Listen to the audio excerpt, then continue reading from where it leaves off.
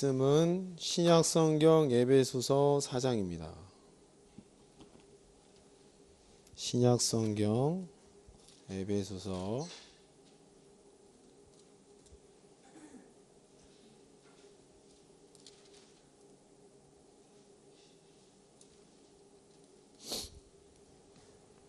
4장 17절로 끝절까지의 말씀을 함께 읽겠습니다. 4장 17절로 끝절까지의 말씀 다 찾으셨나요? 같이 읽겠습니다. 시작. 그러므로 내가 이것을 바라며 주 안에서 증거하노니 이제부터는 이방인이 그 마음에 허망한 것으로 행함같이 너희는 행하지 말라. 저희 총명이 어두워지고 저희 가운데 있는 무지함과 저희 마음이 굳어짐으로 말미암아 하나님의 생명에서 떠나 있도다. 저희가 감각 없는 자가 되어 자신을 방탕에 방임하여 모든 더러운 것을 욕심으로 행하되 오직 너희는 그리스도를 이같이 배우지 아니하였느니라.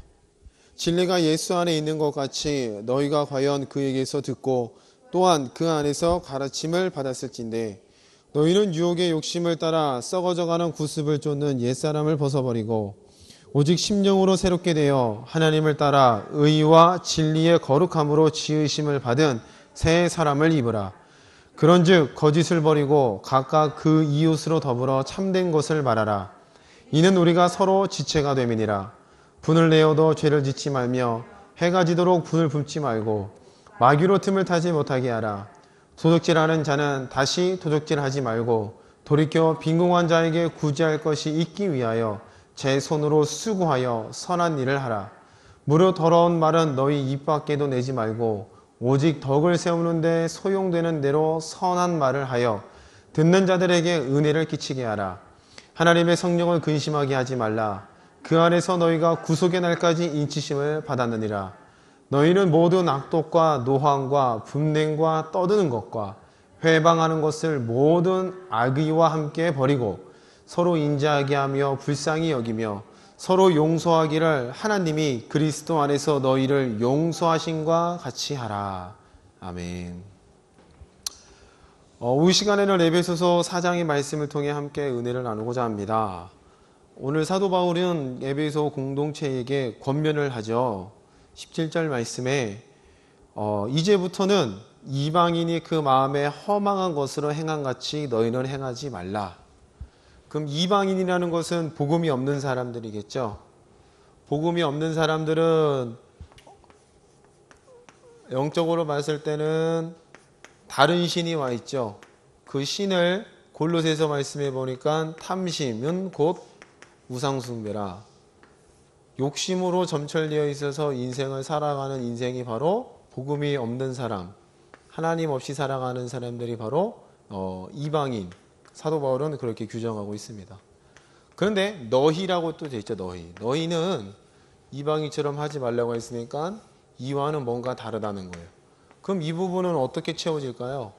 에베소서 1장 말씀에 우리가 잘 아는 말씀 한번 찾아볼까요? 본문 말씀을 잘 접어두시고 하나님께서 예수를 통해서 우리를 예비하신 부분이 잘 기록되어 있죠. 1장 3절입니다. 찬송하리로다. 하나님 곧 우리 주 예수 그리스도의 아버지께서 그리스도 안에서 하늘에 속한 모든 신령한 복으로 우리에게 복을 주시되. 하나님께서 모든 신령한 복을 그리스도를 통해서 우리에게 복을 준다. 그럼 너희는 복을 얻을 대상이라는 거게 되겠죠. 근데 또 4절 말씀에 뭐라고 되어 있습니까? 곧 창세전에라고 표현되어 있어요. 그럼 이 복을 주겠다는 하나님의 결심은 창세, 이 땅이 만들어지기 이전부터 이것을 예배해 놓고 지금 이 글을 읽고 있는 그 당시 예수님이 승천하신 지 얼마 안 된 그 직후에 너희를 위해서 완성되었다라고 지금 말씀하고 있는 거죠. 그럼 오늘 우리도 바로 여기에 들어가게 되는 줄로 믿습니다. 아멘. 그러면 너희는 이방인처럼 굴지 말고 너가 갖고 있는 하나님께서 주신 은혜대로 삶을 살아내라. 간단히 이야기하면 이게 되겠죠. 그럼 여기에서 구체적으로 지금 사도 바울이 이야기하는 삶 중에 우리가 한 가지 주목해 보아야 될 것이 다시 4장으로 넘어가셔서요. 25절 말씀을 같이 읽어봅니다. 25절 시작. 그런즉 거짓을 버리고 각각 그 이웃으로 더불어 참된 것을 말하라. 이는 우리가 서로 지체가 됨이니라. 그러므로 너희는 이와 같은 하나님의 큰 은혜를 받은 자이기 때문에 너희의 삶, 이웃에 대해서 거짓을 말하지 말고 참되게 살아라. 우리는 지체가 되었다. 이런 표현을 쓰고 있습니다. 자, 여러분에게 한 가지 묻겠습니다. 교회는 누굴 위해서 존재하나요? 교회. 은주는 뭐라고 누굴 위해서 존재해요? 오케이, 은주 씨는 은주를 위해서. 다 물어볼 거예요. 다 대답하세요. 세영 씨는 교회는 누굴 위해서 존재하나요? 네? 자녀. 권사님. 누굴 위해서 존재하세요, 교회는? 오케이, 나를 위해서. 자, 건너뛰어서 순주씨, 저를 위해서.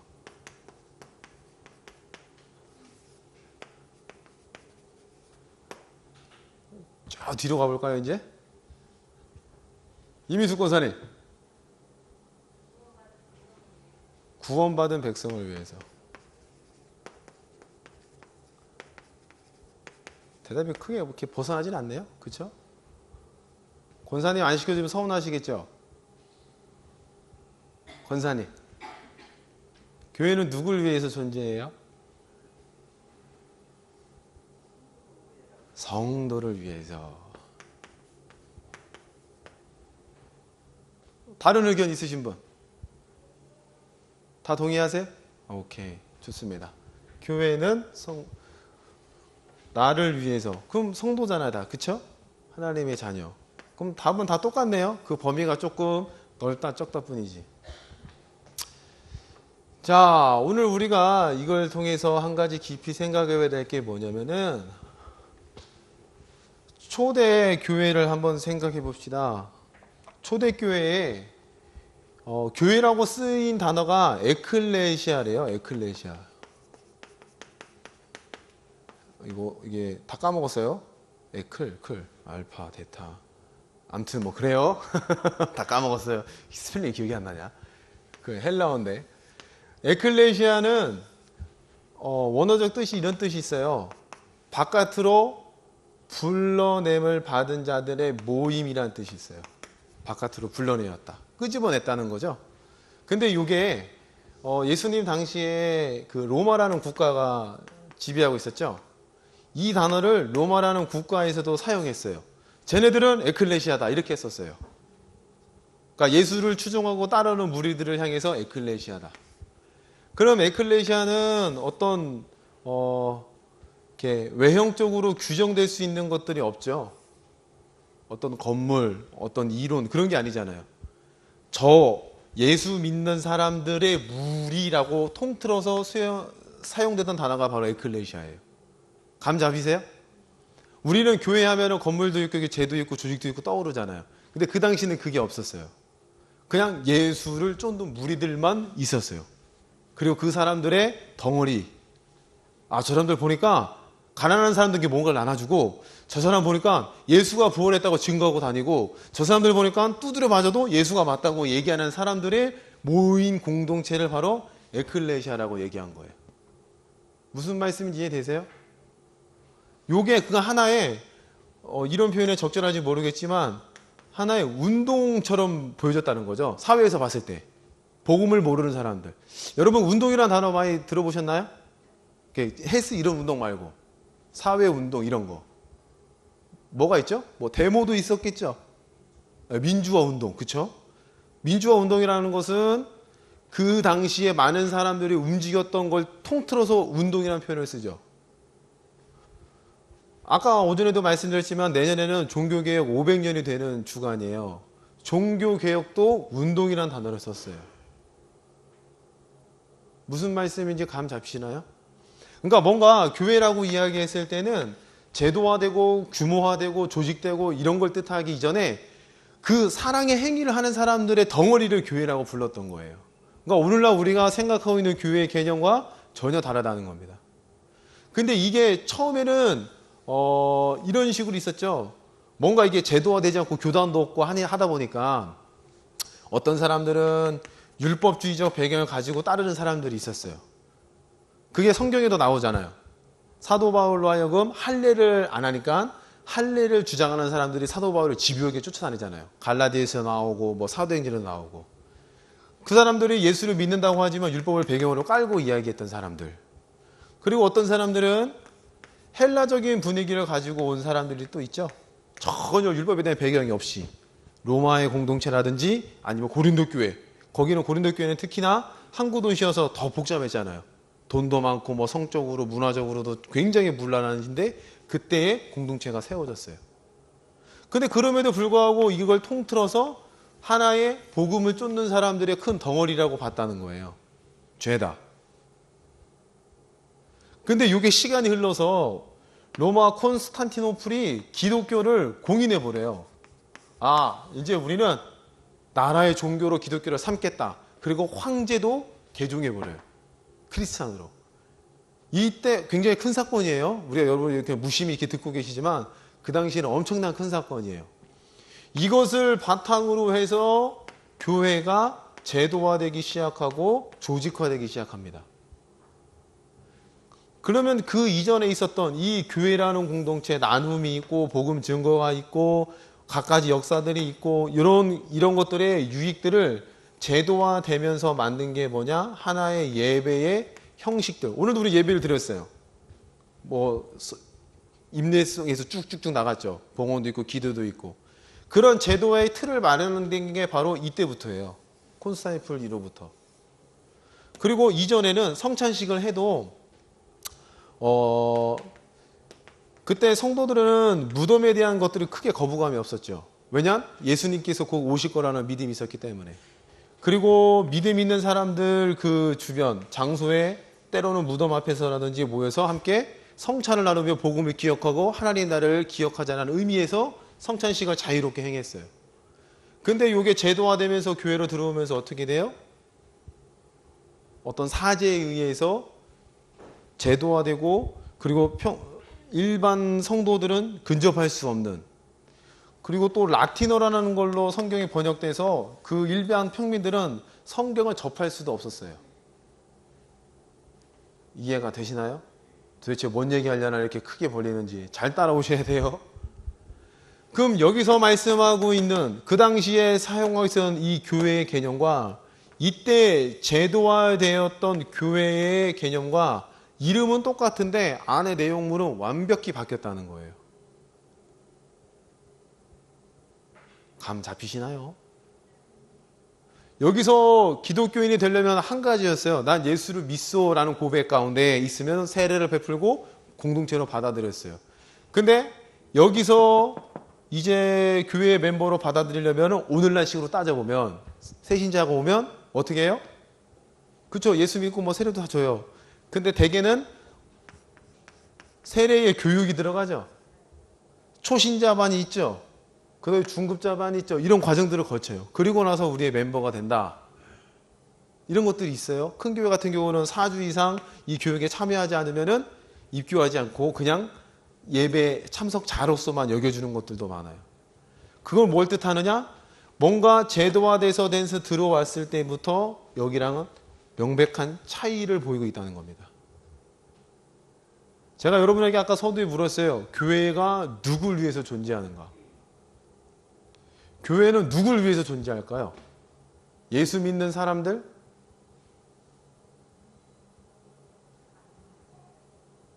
믿지 않는 사람들을 위해서 존재하는 게 교회입니다. 우리가 제도화된 시간 속에서 오래 있다 보니까 이 안에서 은혜 받고 내 신앙을 점검하고 이 안에서 찬양하고 조직이 되고 하다 보니까 교회는 성도들을 위한 공동체라고 색깔이 딱 정해져 있죠. 근데 본래 공동체는 자기들만의 어떤 조직을 마련하기 위해서 만들어진 게 아니에요. 될 수 있으면 복음이 증거되고 밖에 속에서도 예수가 맞다고 이야기하고. 이해가 되시나요? 에클레시아라는 근본적인 이 운동의 성격의 교회는 이 세상에 믿지 않는 사람들을 위해서 존재하고 있었다는 겁니다. 그러면 시간이 몇백 년, 몇천이 흘렀어요. 그 오늘날 우리의 교회는 누굴 위해서 존재해야 한다고 이야기해야 되나요? 나를 위해서? 물론 여러분들이 와서 은혜 받고 하는 건 중요한 일입니다. 그런데 하나님의 관심은 나를 통해서 믿지 않는 자들에게 복음이 증거되는 게 더 관심이 있으시겠죠. 아멘. 그걸 위해서 예수가 오셔서 죽으셨잖아요. 여러분 우리 신앙 한번 점검해 보자고요. 이런 시간이 오래되면 오래될수록 이 현실에 그냥 안주해버리고 이게 주저앉는단 말이에요. 교회의 본질은 믿지 않는 사람들을 위해서 존재한다는 겁니다. 이해가 되세요? 네. 그러면 그런 관점으로 우리의 신앙과 우리의 교회의 어떤 형태를 가만히 한번 살펴볼 수 있어야 되겠죠. 교회는 이래야 돼. 교회는 원래 이런 거야. 교회는 이렇게 해야 맞아. 이런 기준들 역시도 기존 구성원들의 위에서 필요한 것들이지 생판 복음을 모르는 사람들에게는 해당 사항이 없어요. 이해가 되시죠?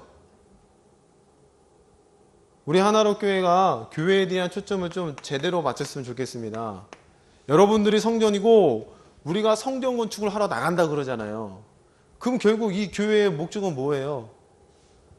하나님의 나라가 성전이 더 넓어지는 거라고 우리가 누차 얘기했잖아요. 근데 아까 다 물어봤어요. 교회를 누구 위해서 존재하느냐 했더니 나를 위해서. 그건 전부가 아니잖아요. 물론 나도 들어가요. 여기서 내가 은혜 받고 신앙이 성장해서 잘하는 건 맞아요. 근데 그게 전부는 아니라는 겁니다.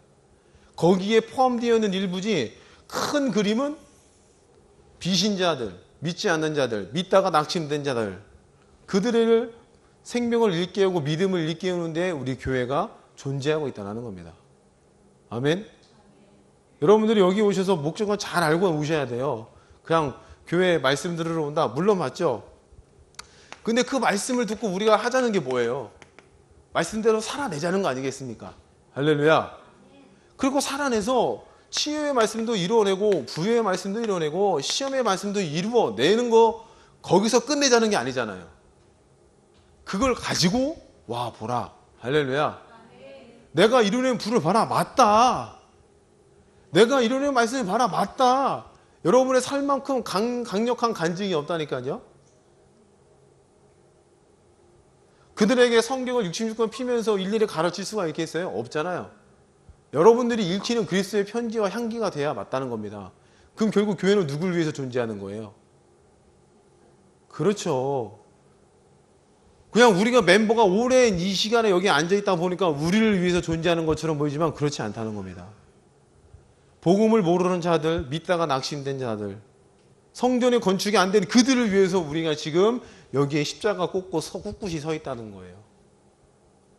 그냥 나 혼자 어떤 개인적인 신앙생활의 복을 누리면 그만이지 거기서도 끝이면 안 된다는 겁니다.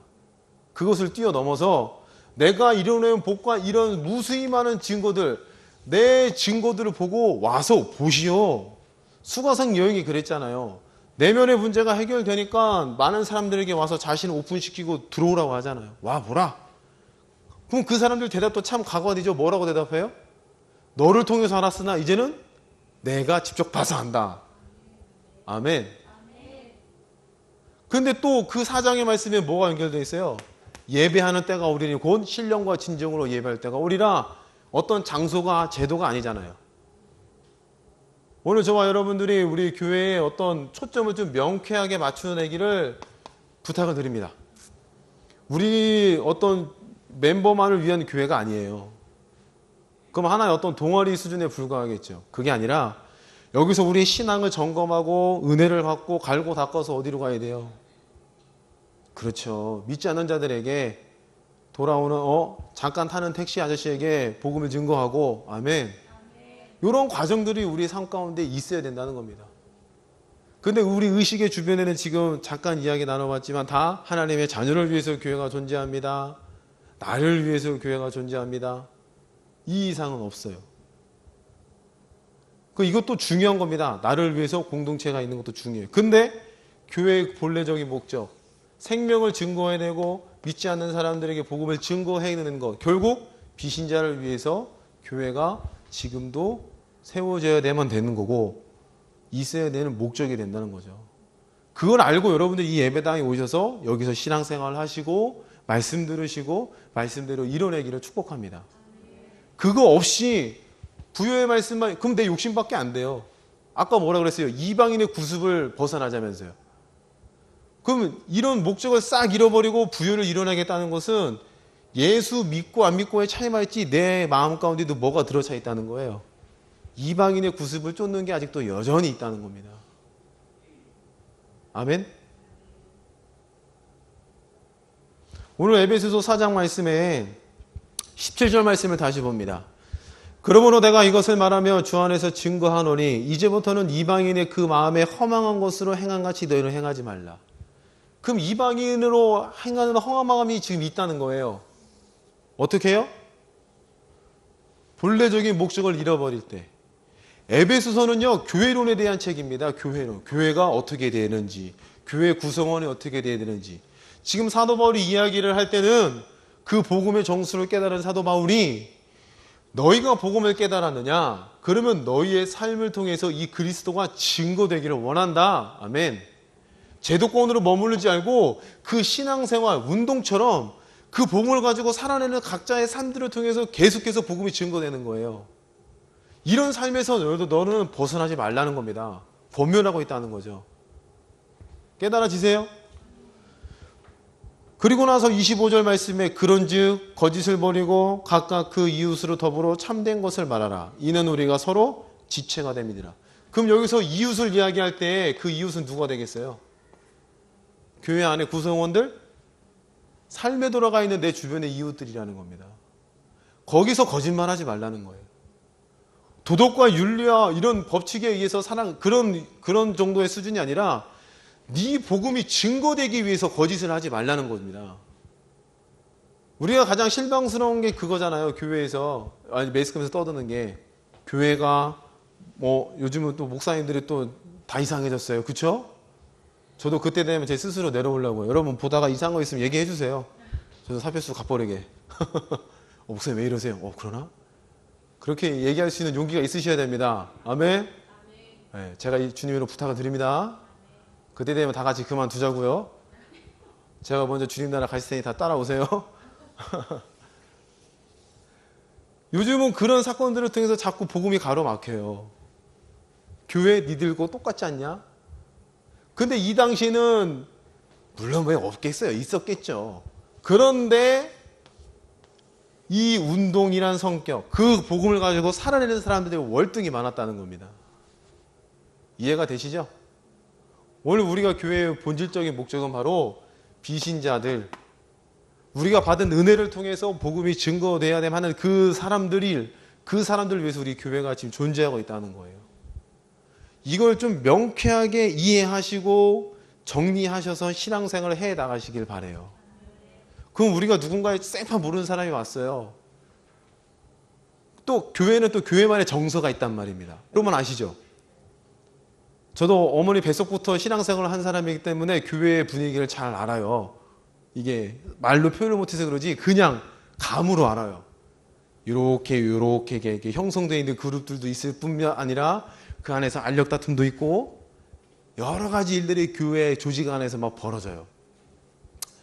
그런데 누군가 생판 모르는 사람이 교회에 왔어요. 비신자가. 그럼 그 사람 우리 교회에 왔을 때 과연 편안하게 느끼는가 라고 생각해 봤을 때는 어렵겠죠.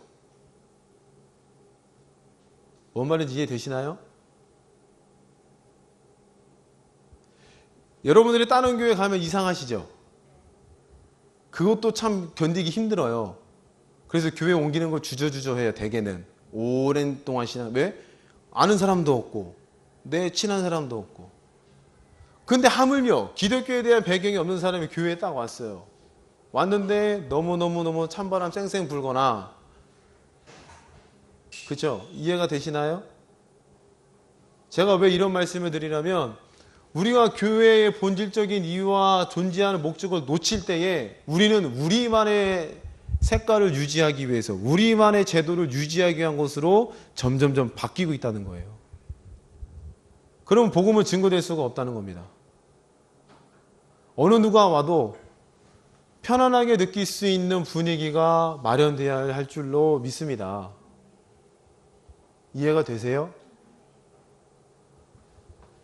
여러분이 우리 구성원 가운데에서도 나는 누군가랑 뭐 이런 얘기를 해보지 않았습니다. 관심이 없습니다.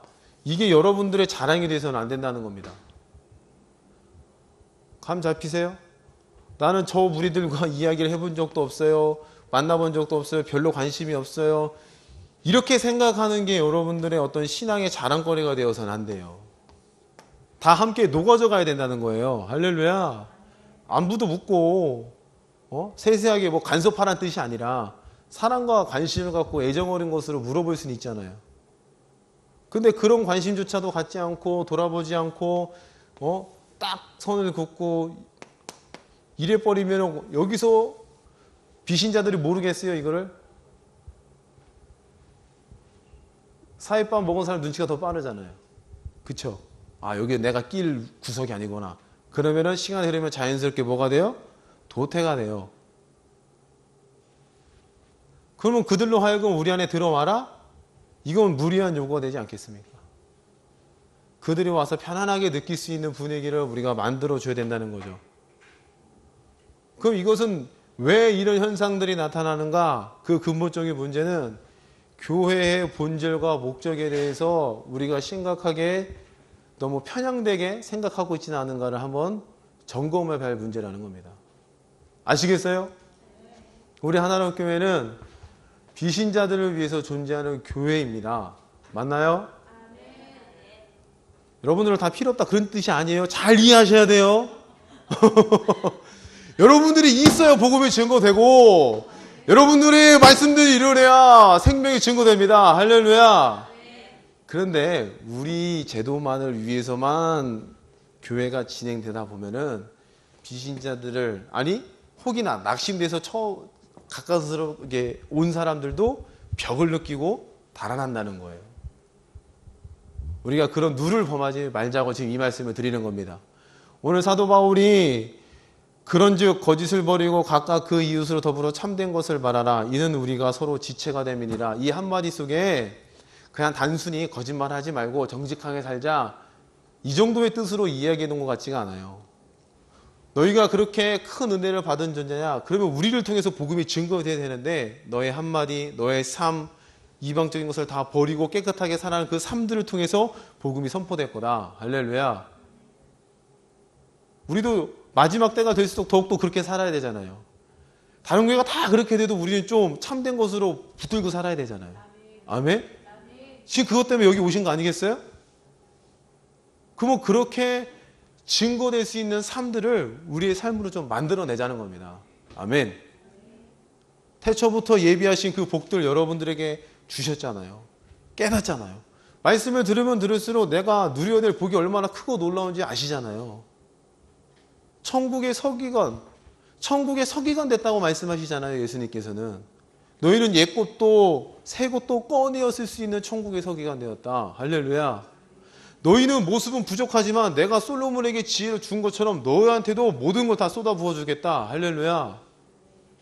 그러면 그런 큰 은혜를 받았다면 우리가 여기서 교회를 만들고 여기서 복음의 훈련을 하고 말씀을 듣는 것 왜 해야 되는지 다시 한번 점검하시고 우리의 신앙의 색깔들을 좀 바꿔 나가시길 바랍니다.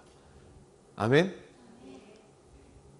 우리 신앙의 색깔 컬러가 좀 부드러워야 되잖아요. 틀리다는 게 아니에요. 이해하셨습니까? 네. 그래서 누구든지 와서 쉽게 복음을 들을 수 있을, 누구든지 쉽게 받아들일 수 있는 그런 마음들과 배경들을 좀 갖고 계시길 바랍니다. 이해하셨어요? 교회는 누굴 위해 존재한다고요? 네. 매주 똑같은 얼굴만 보니까 그냥 우리를 위해 존재한다고 생각하지 마시고, 네. 매주 변하지 않는 이 인원 때문에 막 우리를 위해서 존재한다고 생각하지 마시고, 밥하시는 분들 힘드시죠?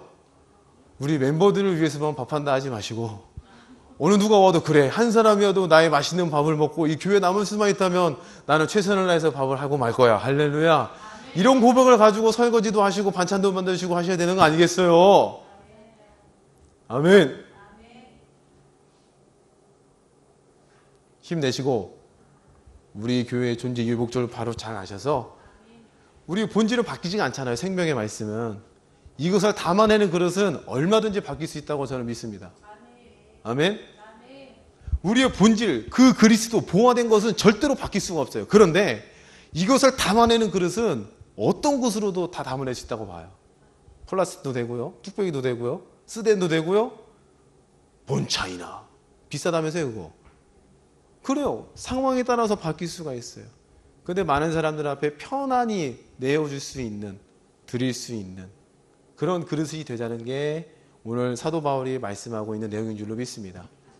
우리 신앙을 잘 살피셔서 우리만의 어떤 공동체로 남아있는 어떤 비참함에서 벗어나기를 축복합니다. 아멘. 찬양하겠습니다.